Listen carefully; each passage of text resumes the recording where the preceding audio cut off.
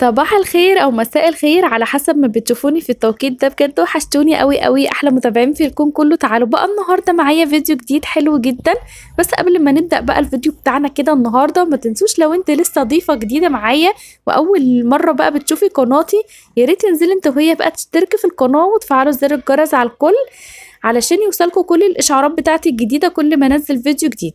عايزه بقى لايكات بقى كتير للفيديو القمر ده، واللي عجبته بقى المقدمه بتاعت تيا يكتب لي بقى في الكومنتات ايه رايكم بقى في المقدمه بتاعت تيا. بجد بتحب التصوير جدا، واول ما بجيب الستاند علشان اصور بحس كده ان هي بتبقى عايزه تصور معايا، فقالت لي مامي اصور مامي اصور، فعملت لها بقى المقدمه القمر دي.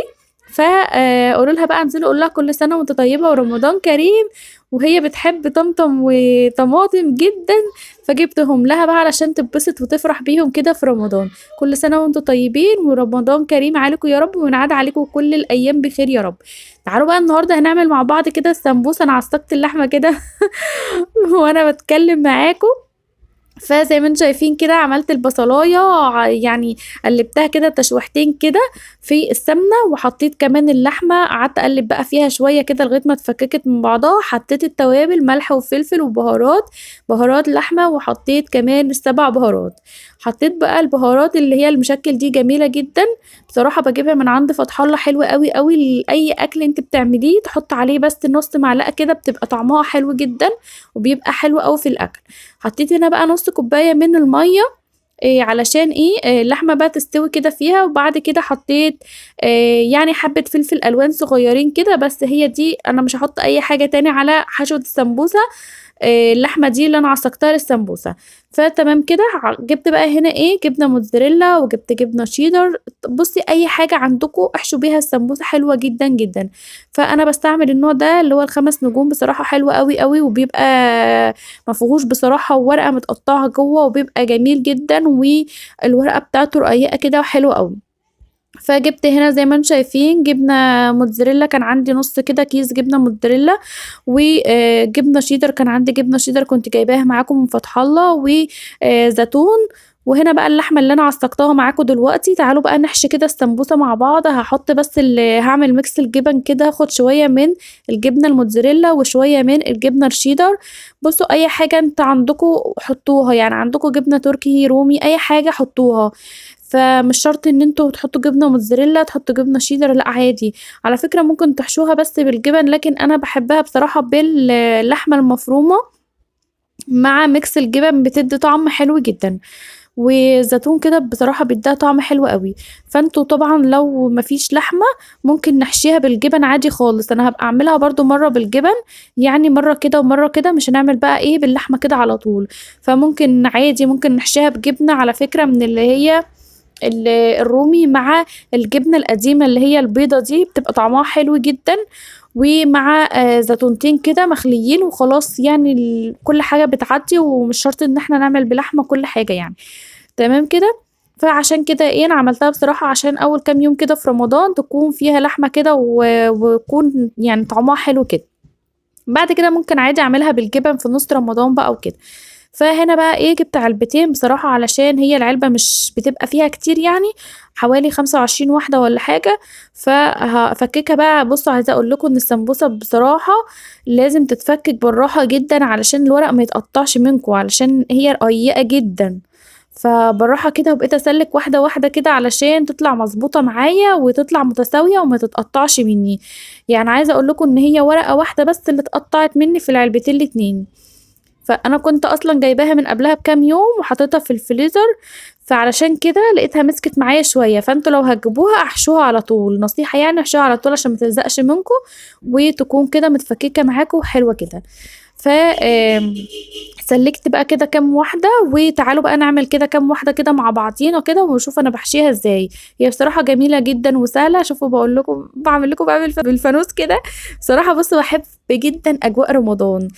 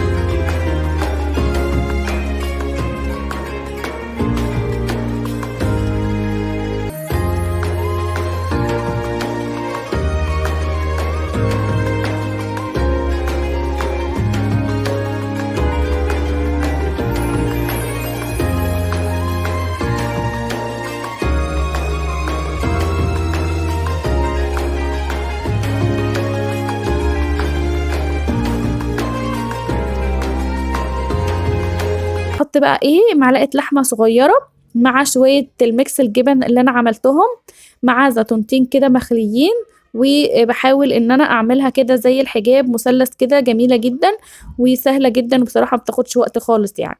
فهنا برضو جبت هنا معلقة دقيق ودوبتها في معلقتين كده مية علشان اقفل بيها الطرف بتاع السمبوسة. فزي ما انتم شايفين كده بصراحة بتبقى سهلة جدا وطعمها جميل، والأولاد كمان بيحبوها جدا جدا، وبتبقى خفيفة وسهلة جدا. ف... فبصراحة بتبقى سهلة كده لما بعملها بقى، لما بجهزها كلها كده بتبقى سهلة جدا. وبحمر بقى بطلعها قبلها بنص ساعة قبل الفطار، وبحمر منها بتكون حلوة جدا وجميلة وسهلة جدا. فكمان بتنفع كمان في العزومات جنب أي عزومة، بتبقى حلوة قوي. بصوا السنة دي بقى احنا مش هنعزم بقى ويعني ايه، حاولوا بقى ان انتوا حاولوا ان انتوا بقى تلموا نفسكم كده على قد ما تقدروا السنة دي، بجد كل حاجة غالية جدا. فما تفتحوهاش قوي، حتى برضو لو عزمتوا حد مش على قدكم خالص، وهاتوا حاجات بسيطة، مش شرط ان انتوا تجيبوا حاجات كتير. على فكرة رمضان ما فيهوش اكل خالص، وما فيهوش اساسا فطار كده ولا اي حاجة والله. يعني اي حاجة بسيطة والله بتقضي الغرض وبتكفي، وبتبقى بصوا مليانة بركة كده، وهو اساسا كله شهر البركة والخير كله والله. فزي ما انتم شايفين كده عملت بقى ايه، رصيت بقى، جبت بقى العلب اللي عندي دي، كانت علب كده بحط فيها حاجات للخزين. فحطيت بقى، وحطيت كمان طبقة من فوق، بس بحط يعني ما بينهم كده قطعت كيس كده من بتاع التخزين التفريزات، فقطعته كده وابتديت ان انا احط طبقة كمان علشان افصل ما بينهم وما يلزقوش في بعض لما اجي اطلعهم. شايفين بقى بصراحة خلصت كل الكمية. بصوا الصينية دي علبة، الصينية اللي على الصينية دي علبة، واللي على الصينية دي العلبة التانية. فبصراحة العلبة دي خد العلبتين خدوا نص كيلو لحمة مفرومة، وخدوا كمان نص كيلو جبن مشكل وربع كيلو زيتون مخلي. يعني بصراحة هي فعلا مكلفة، لكن بصراحة طعمها حلوة جدا. يعني خدت نص كيلو لحمة مفرومة، وخدت نص كيلو جبن اللي هو الميكس الجبن الشيدر على على الموتزاريلا اللي انا عملته، وخدت كمان ربع كيلو من الزيتون. فزي ما انتم شايفين كده رصيت بقى العلب كده زي ما انتم شايفين، وحطيت ما بينهم فواصل. وزي ما انتم شايفين كده عملت كمان العلب ديت بصراحة حلوة جدا، وبحب ان انا افرص فيها وبتكون سهلة جدا. بصوا العلب دي لما بتحطوها في الفريزر ما بتخليش السمبوسة تتكسر خالص حتى لو تلجت، فبتحفظها كده. فبلاش ان انتوا تحطوها في اكياس، لو انتوا حطيتوها في اكياس هتتكسر منكم لو انتوا حطيتوا اي حاجة عليها مثلا. لكن العلب دي بحطها كده على بعضها في جنب في الديب فريزر، بصراحة ما بتتكسرش وبتبقى جميلة جدا. لاخر واحدة بطلعها قبل ما تعملوا بس ايه، يعني قبل ما تعملوها بنص ساعة كده طلعوها تفك شوية، وبعد كده هتطلع يعني تبقى سالكة كده معاكم خالص، ما فيهاش اي حاجة ولا فيها اي صعوبة. بس كده انا كده خلصت بقى الفيديو بتاع النهارده، يا رب يكون عجبكم. وانا رغيت بقى كتير معاكم النهارده كده، بس بجد بحب اتكلم معاكم جدا لان انتوا اخواتي ومتابعيني وحبايبي. بحس كده ان انتوا عيلتي التانية. ربنا يا رب يديمكم نعمة في حياتي، ورمضان كريم عليكم يا رب، وان شاء الله باذن الله اعمل لكم فيديوهات حلوة كتير قوي من دي. وان شاء الله اشوفكم على خير في فيديو جديد. ما تنسوش لو انت اول مرة تشوفوني لايك وشير وسبسكرايب، واشوفكم على خير. سلام.